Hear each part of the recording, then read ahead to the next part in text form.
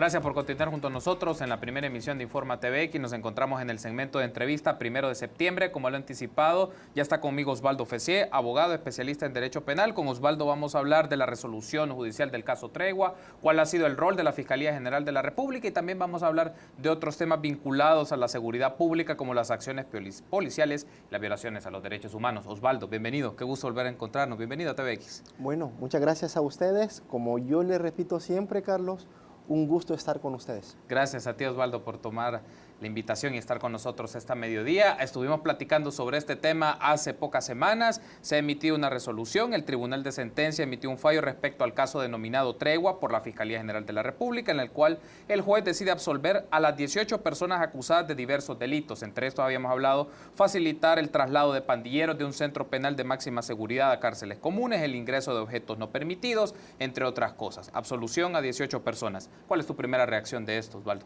Bueno, asombrado. No esperaba un revés tan contundente o fuerte como el que recibió la Fiscalía. Claro, en un caso emblemático, en un caso en el que parte se manifestaba la consigna que ha manejado el fiscal general, en el sentido de ya no permitir el tema de la impunidad, hacer llegar el tema del procesamiento a todos los niveles. Uno esperaba que en un caso en donde incluso se ven involucrados círculos importantes, o al menos mencionado, círculos importantes del gobierno, ahí se ha mencionado el caso de Mauricio Funes, el caso de Munguía Payés, de un día para otro se dice una resolución en la cual los 18 imputados, ninguno de ellos siquiera fuese vinculado en algún grado de participación. Entonces, claro, es ciertamente impactante la resolución. Sí. Ese punto es relevante. Ya vamos a al tener tu lectura, tu análisis sobre la resolución del juez y algunos comentarios que emitió cuando estaba leyéndose esta sentencia. Pero una pregunta obligada en esto, Osvaldo, es: la Fiscalía General de la República planteó un caso con muchas debilidades en evidencia. Lo habíamos hablado hace unas semanas que nos acompañaste.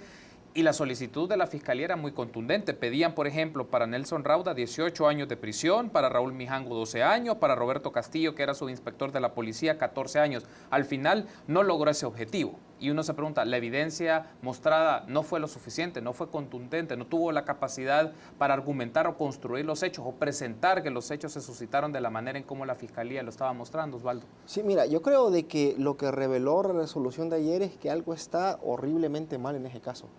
Algo fue horriblemente mal planteado o alguien ha valorado horriblemente mal la prueba. Se trataba de un caso emblemático, se trataba de un caso fuerte o que se vendía como un caso fuerte.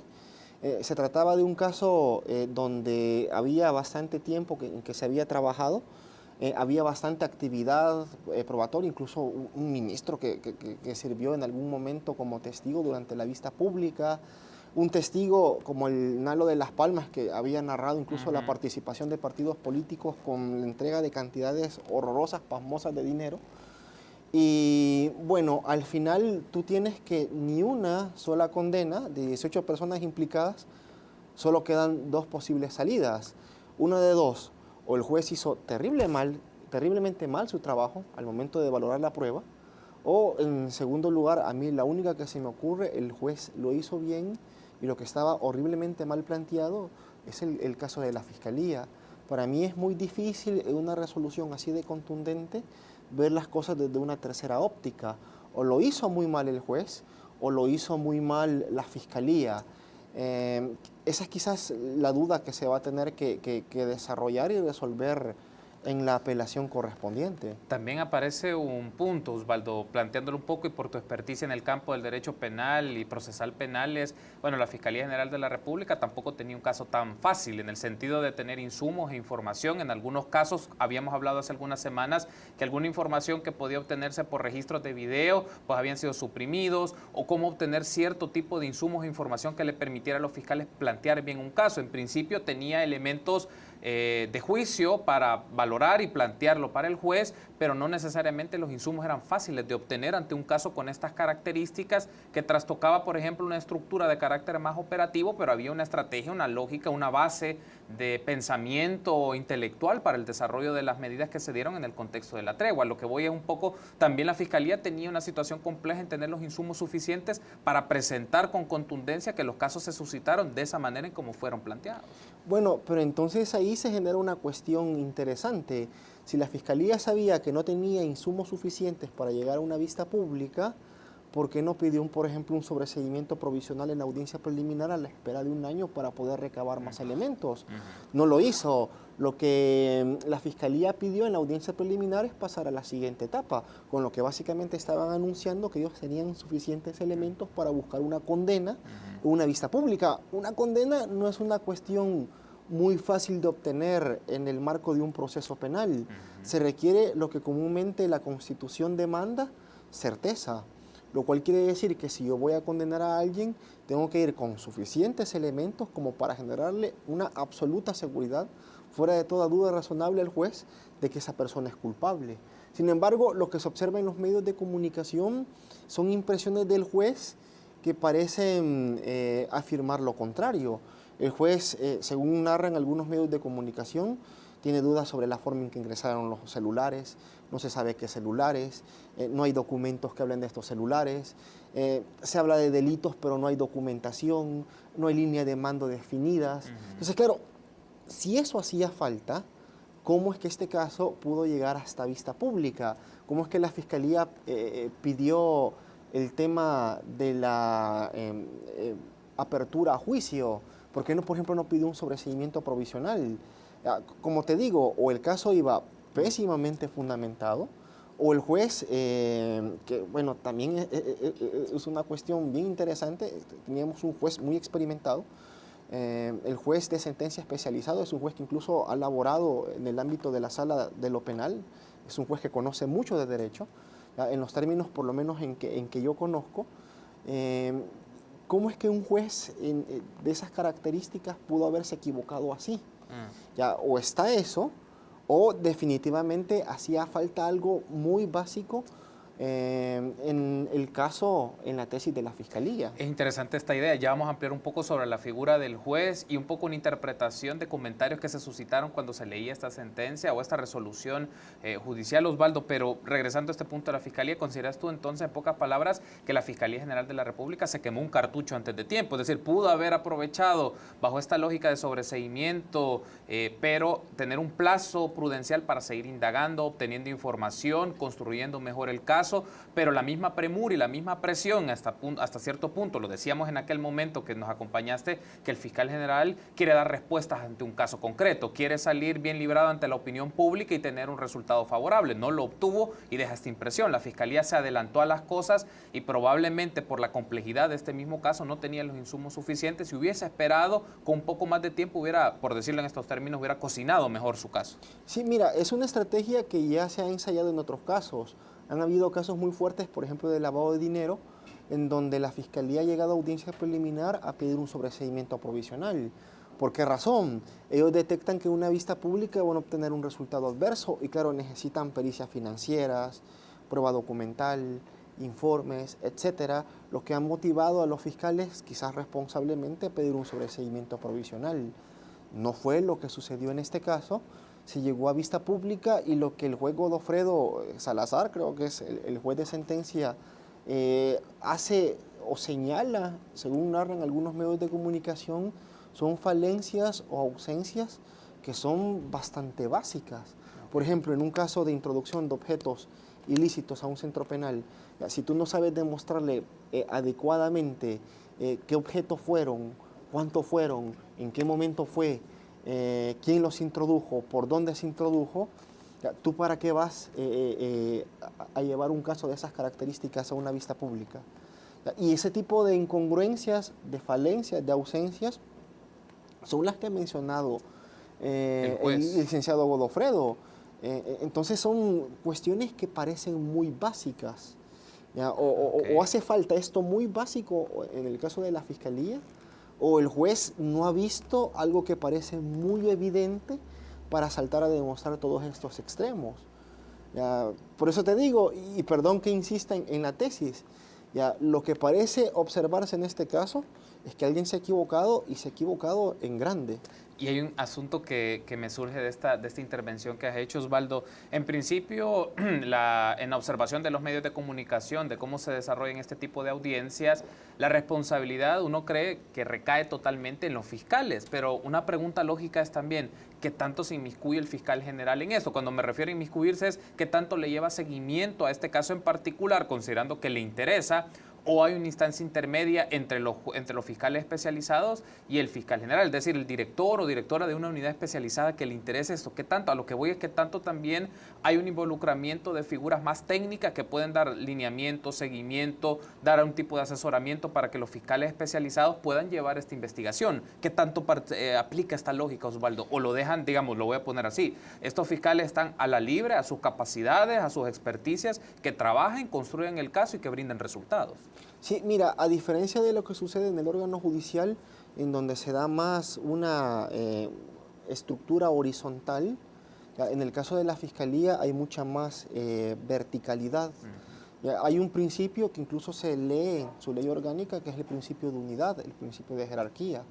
Los fiscales de una regional, por ejemplo, se deben a los lineamientos o a las políticas internas dentro de la institución o que maneje el jefe de la regional.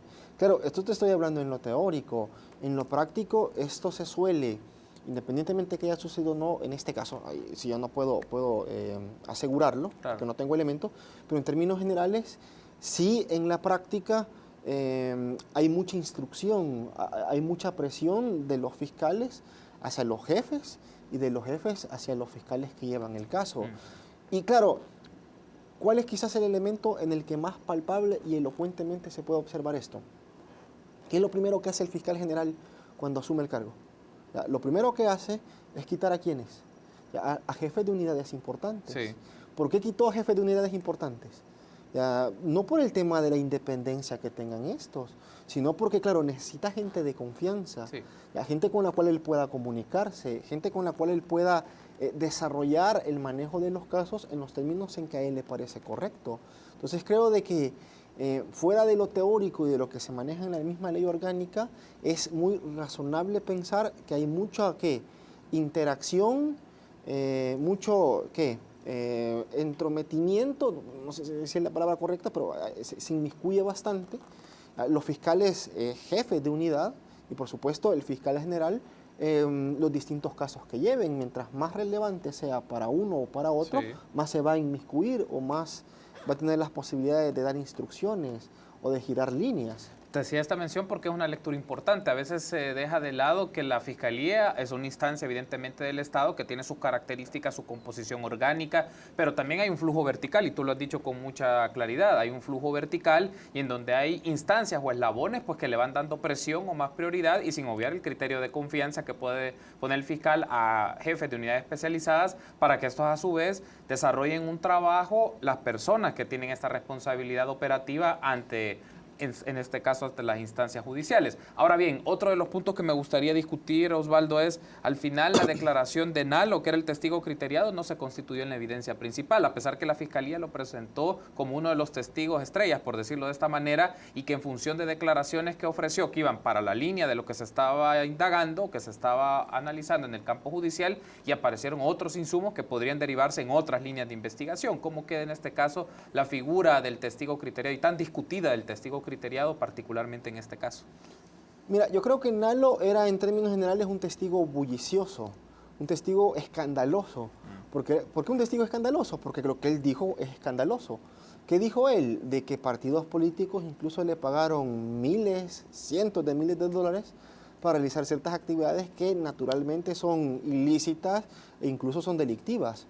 Ahora, eso es escandaloso, pero ¿qué tanto a ti te sirve que diga eso para demostrar una falsedad ideológica concreta? Recuerda de que las personas que estaban imputados en el caso Tregua no estaban imputados por pertenecer a la tregua o por facilitar la tregua, no. La tregua se llamó el caso por el tema mediático o por la relación que se hizo con cierto suceso o acontecimiento. Ellos realmente estaban siendo procesados por falsedad ideológica, por un delito que tiene que ver con desobediencia de actos, por introducción de objetos y todo esto con agrupaciones ilícitas.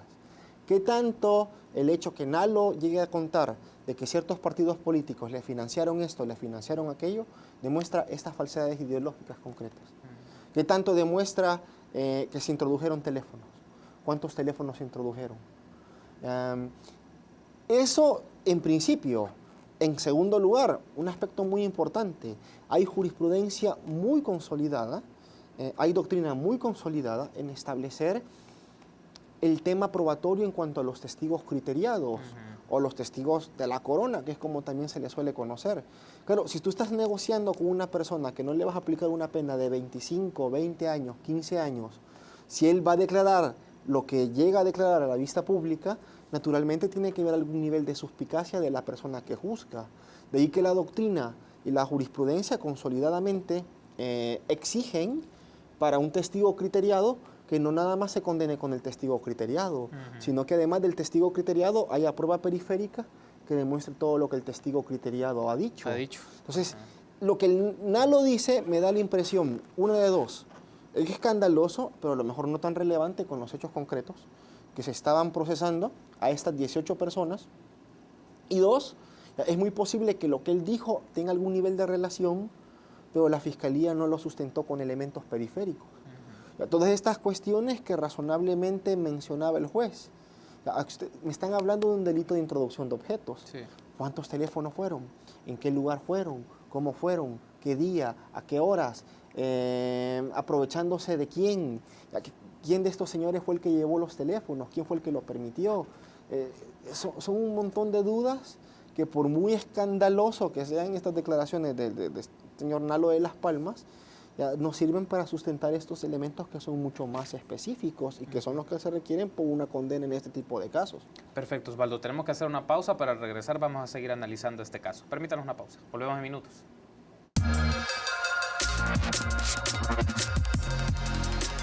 Gracias por continuar junto a nosotros. En el segmento de entrevistas seguimos platicando este viernes 1 de septiembre con Osvaldo Fessier, abogado especialista en Derecho Penal. Hablamos de la resolución judicial del caso Tregua y el rol de la Fiscalía General de la República, y también lo vamos a hacer en la última parte un poco de las valoraciones que puede tener Osvaldo sobre acciones policiales que van en detrimento de los derechos humanos. Osvaldo, entonces, un punto clave, regresando a este caso de la Tregua, o denominado así, la resolución del juez. En la resolución del juez aparece la figura de la tregua, pero la ven como unas disposiciones que se emitieron en un contexto de una política de seguridad que tiene como protagonistas principales al presidente de la República en aquel momento, Mauricio Funes, e implementada por el Ministerio de Seguridad y Justicia, David Munguía Payés, que era el ministro en aquel momento. ¿Qué valoración te da esta idea? Es decir, ya el juez hace una apreciación en donde estas son figuras operativas, pero la lógica de esto fue en el marco de una política de seguridad en la cual participa el jefe de gobierno y uno de sus ministros.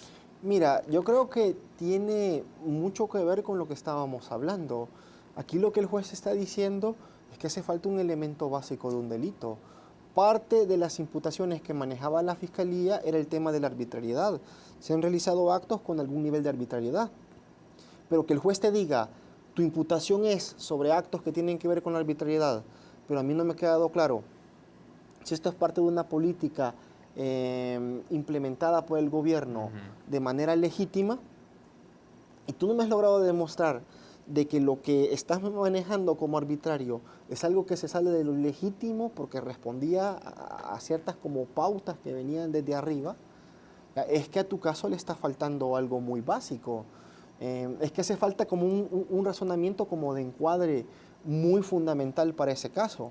De nuevo, o no se supo cómo hacer ese análisis de encuadre, demostrar al juez por qué era ilegal, o el juez definitivamente ha perdido de vista algo que parece bastante obvio. Eso es lo que termina de generar de nuevo el tema de la duda sobre las falencias que pudo haber presentado el caso.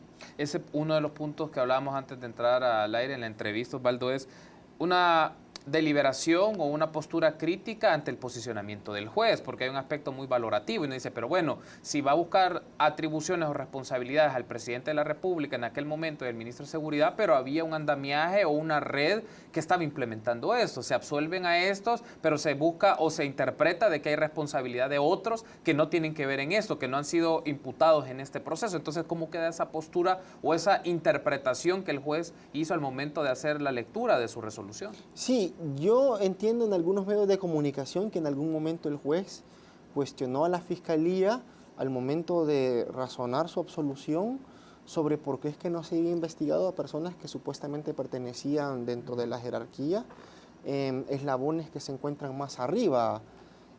No sé si el juez dijo eso. Si lo dijo, me parece hasta cierto punto cuestionable, por dos cosas. Ya, en primer lugar, porque un juez no puede desacreditar el trabajo de un cómplice o de un coautor porque no se procesó otro coautor. Ya, el mérito de una absolución reside en las falencias propias de la misma. El mérito de una condena responde a lo que se haya presentado respecto a ese caso específico, no por lo que se presentó o se dejó de presentar respecto a otros personas, a otros sujetos, a otros intervinientes. Eso como primer punto. En segundo lugar, me parece que es un razonamiento muy curioso. Decir que se puede procesar al instigador o al que ideó las cosas, cuando después yo estoy diciendo que no hay pruebas para demostrar lo instigado o lo que hicieron los que ejecutaron el plan, es básicamente estoy diciendo, mira, a ti te hace falta procesar, existe prueba sobre los hechos en los cuales él planeó o los cuales él instigó. Entonces, no tiene mucho sentido. Una de dos, o había prueba para todos, ¿ya? Y no se procesó alguno prefiriendo a otros, ¿ya? O no había prueba para nadie. ¿Ya? Pero decir, mira, los instigados, no hay prueba, pero del instigador a lo instigado, sí se debería de investigar. Cuando has dicho que lo otro no hay prueba, no tiene, no sé, yo me cuesta encontrar la coherencia de ese razonamiento. Por eso te decía, no termino de entender esa lógica. Otro aspecto derivado de esto, Osvaldo, es se pueden caer otros casos, otras investigaciones de la Fiscalía General de la República. ¿Por qué te lo menciono? Porque el Fiscal General de la República y las personas que han estado involucrados en este caso en particular han mencionado que en paralelo la Fiscalía tiene investigaciones particularmente hacia Munguía Payés. Pero ¿qué tanto esto también genera un impacto o una afectación para otra serie de casos en esta línea? Si se caen otra serie de investigaciones o eso pone obstáculos, un detrimento mayor al trabajo del Ministerio Público.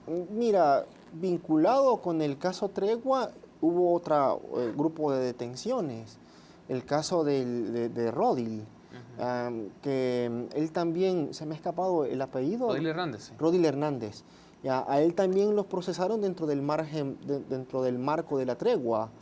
Ya, si no han podido condenar a estos, que son los que tuvieron la principal participación, ¿cómo se va a poder condenar a Rodil Hernández por un hecho que fue marginal dentro del marco de la tregua? Sobre todo en un caso en donde desde la audiencia inicial el juez está diciendo, mire, aquí no hay suficiente prueba ni siquiera para mantener una detención provisional. Aquí hay un delito de administración fraudulenta en donde se está manejando que es administración fraudulenta, que es un delito patrimonial sobre el tema de privado, con fondos públicos. No casa algo bien en este caso.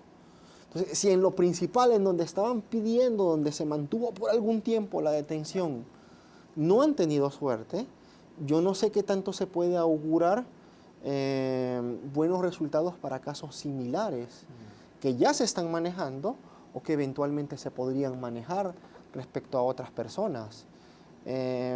No sé, no me parece que tengan muy buenas posibilidades. Osvaldo, antes de cerrar este tema, hemos hablado de quién ha perdido, la Fiscalía General de la República, pero ¿quiénes han ganado de esta resolución que ha emitido el juez? No sé, me cuesta pensar quién pudo ganar de pasar gastando tanto dinero de los contribuyentes por tanto tiempo en un proceso que al final salió, como coloquialmente se dice, cohete soplado, ¿verdad? Entonces, ¿quién ganó? Aparte de los que se les resolvió favorablemente ayer y que no sé hasta qué punto ellos se sientan ganadores después de estar en un proceso exhausto, y que le digan al final, miren, ustedes eran inocentes de todas formas. Yo creo que ni ellos se sienten del todo ganadores. Pero hay un asunto interesante aquí, porque digamos, los partidos políticos ante la declaración de Nalo como testigo criteriado es como una afectación, pero tú mencionabas, quizá esto puede ser mucha bulla, pero no algo efectivo para el caso en particular. Pero sí eso le puede dar cierto margen de maniobra a Mauricio Funes, Munguía Payés, para decir, miren, esto no se probó, entonces evidentemente no me afecta. Digamos, claro, salen como ganando ante un escenario que ellos en principio eran como los implicados, aunque te lo ponía ese punto. Yo creo que esa perspectiva no la había valorado. Tienes razón, esto da perfectamente pauta para pensar, claro, si no se pudo procesar exitosamente a los ejecutores, ¿con qué sentido o tino se puede hablar de procesar a los que idearon la ejecución? Si no se puede demostrar el hecho, ¿cómo tú vas a procesar a los que tuvieron la idea de realizar ese hecho? Sí. No, es un auténtico despropósito.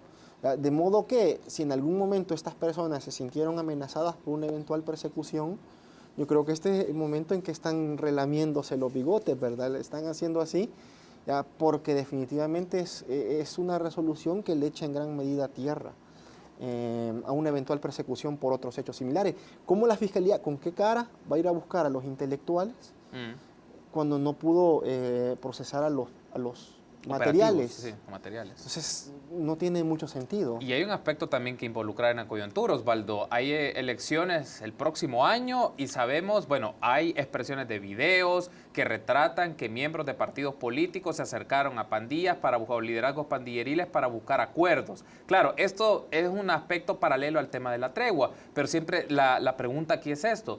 ¿Cómo se puede comprobar? A pesar que los hechos están ahí, hay cierta evidencia, pero ¿cómo puede lograr la Fiscalía reconstrucción de esto para emitir sanciones? O sea, es decir, ¿cómo le puede afectar un caso de estas características y la resolución del caso Tregua para esta línea en paralelo? Porque también hay una sospecha, ¿no? Beneficios en el caso de la Tregua a pandilleros y en este otro es negociaciones de partidos con pandilleros para que ambos tuvieran un tipo de beneficio, que en algunos casos no queda muy claro cuál es. Pero también la Fiscalía en este caso se presenta con algún grado de fragilidad para mostrar evidencia o por lo menos una argumentación lógica para mostrarnos este vínculo de liderazgos pandilleriles o de miembros representantes de pandillas con representantes de partidos. Mira, yo creo que es algo muy grave y que incluso eventualmente le puede perjudicar al fiscal general. Lo que hizo este señor Nalo de Las Palmas cuando declaró es básicamente mostrar un arma de doble filo a la Fiscalía. Es un arma con la que podía herir, pero con la que eventualmente puede terminar siendo más herida la propia institución fiscal. Si te están diciendo de que existe un delito así de grave como fraude electoral, si te están diciendo de que han participado importantes sectores de la política, importantes representantes, y tú tienes un delito de acción pública dentro del cual el conocimiento es oficioso por parte de la Fiscalía no debería esperar absolutamente nada más para ponerse a investigar. Y a pesar de lo anterior, la Fiscalía no investiga, quiere decir una de dos cosas.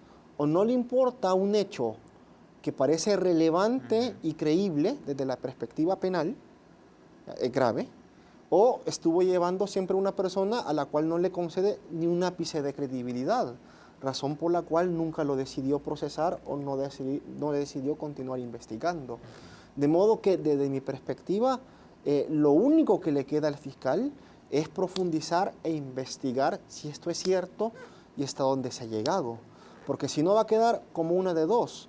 Una persona que no investiga un hecho relevante o un hecho grave, o dos, como una institución que está presentando testigos que van a decir cualquier locura, que suene grave, que suene fuerte, ya, con tal de lograr una condena.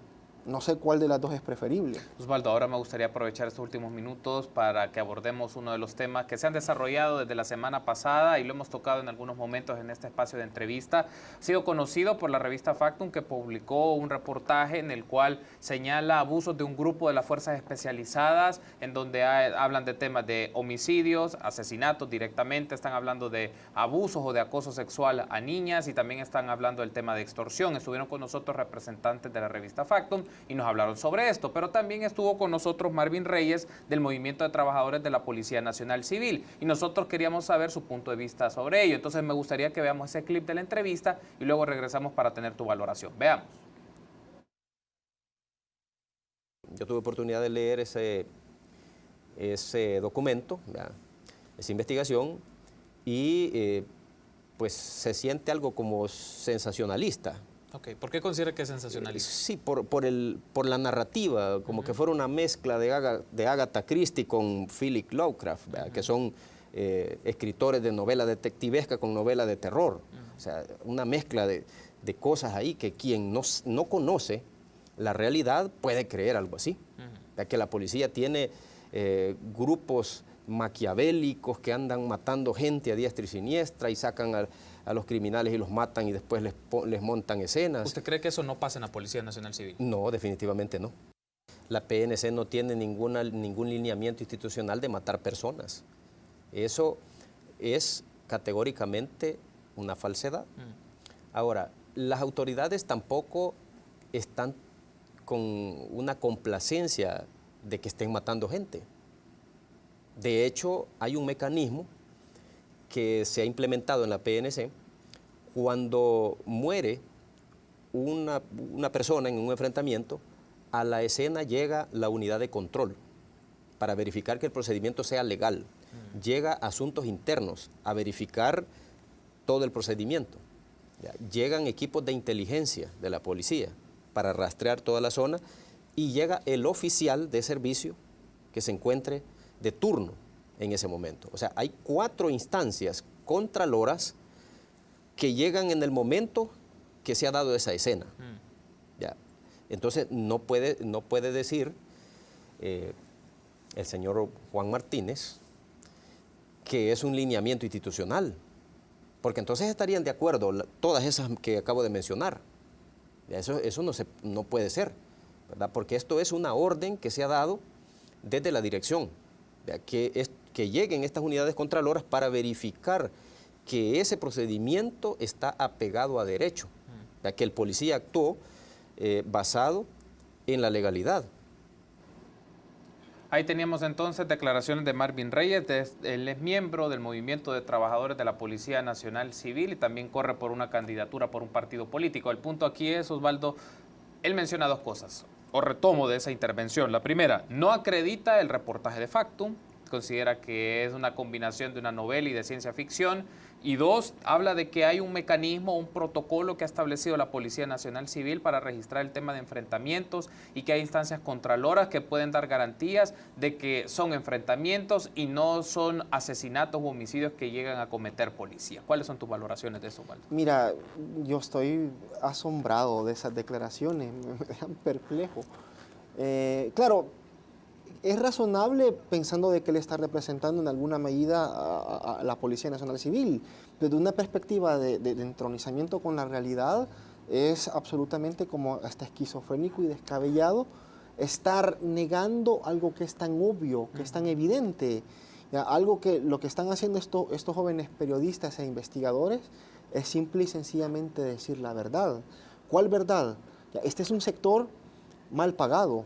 Los agentes policiales, es un sector que vive en constante peligro, es un sector que vive en condiciones laborales pésimas. Claro, y encima de recibir todo eso, los están matando cuando salen de vacaciones o cuando están de permiso. Naturalmente, ¿qué es lo que tú esperas de eso? Están reaccionando, ya desde antes estaban reaccionando. Lo único que vienen a hacer estos jóvenes es a decir, miren, estos están reaccionando y están reaccionando igual o peor que lo que les están haciendo. Lo que les están haciendo es horrible, ilegal, desde ninguna perspectiva justificable. Lo que ellos están haciendo no es mejor que eso. Y eso realmente es lo más sensato y razonable que se puede observar. También es sensato y razonable esperar que un periodista e investigador diga la verdad. Eso está pasando. Por eso es que llegan golpeados a las audiencias muchas veces, porque los agentes policiales abusan en la Bartolina. Y más que eso, también están reaccionando de la misma forma a través de este tipo de acciones, que bueno, con un simple chat todo lo que se puede observar. Lo que resulta descabellado frente a algo que es lógico, algo que observamos todos los días, algo que el UDOP, por ejemplo, en su encuesta, ya incluso estaba llegando en algunos sectores a decirse de que existe la misma desconfianza a un delincuente que respecto a un agente de la Policía Nacional Civil. Esto está en encuestas de percepción del mismo UDOP. Entonces, claro, tú tienes esa enorme realidad y tú lo que ves por parte de funcionarios públicos o lo que ves incluso por parte de muchos ciudadanos, de la ciudadanía, es que a quien comienzan a atacar no es a las personas que han generado estas condiciones. Comienzan a atacar al mensajero, a quien dice, a quien está diciendo la verdad. Entonces, eso no tiene nada de sentido. Por el contrario, es absolutamente descabellado. Lo único que están haciendo, de nuevo, ¿verdad? Estas notas es manifestando lo que, por ejemplo, ocurrió en San Blas. Sí. Lo que, por ejemplo, se observa en muchas detenciones, algún nivel de arbitrariedad, golpes, e incluso lo que se está sobrepasando de ese punto, la Policía Nacional Civil. Deberíamos de atacar lo que realmente es atacable, las condiciones que generan esta situación y no las personas que nos están diciendo qué está pasando. Nos quedan solo 2 minutos, Osvaldo, pero solo aprovecho para hacerte esta pregunta muy puntual. ¿Cuáles los riesgos que hay de que aparezcan agentes de la policía, agentes de diferentes niveles, o en el caso de Marvin, que representa un grupo dentro de la policía, que ha tenido sus discusiones y sus conflictos, pero de que hablen de que este tipo de reportajes o este caso que presentan medios de comunicación no sean ciertos? ¿Cuál es el riesgo que tiene para una institución como la Policía Nacional Civil que hay algunas personas o algunos de sus miembros que no acrediten estas cosas? Mira, es tremendo, porque lo que te están diciendo que un candidato a un cargo público esté, en lugar de encarar correctamente el problema, de reconocer lo que está sucediendo, incluso, es que, mira, en el mismo interior de la policía, después de ese reportaje, hubieron detenciones. Sí. Y te viene a decir alguien que después de eso, que todo esto es ciencia ficción, que es una novela de Agatha Christie. ¿Qué espera uno de la Policía Nacional Civil si llegan al poder funcionarios que, lejos de decir las cosas como son, están encubriendo ese tipo de hechos? Hombre, la cuestión, para lo único que puede alcanzar es para terminar de empeorar, para seguir empeorando. Osvaldo, quiero darte las gracias por habernos acompañado. Nos vamos a seguir encontrando para seguir haciendo los análisis de los campos judiciales y también del campo de la seguridad pública. Gracias, Osvaldo. Bueno, muchas gracias a ustedes. Siempre un gusto compartir. Gracias por habernos acompañado, Osvaldo. Permítanos una pausa. Regresamos en minutos.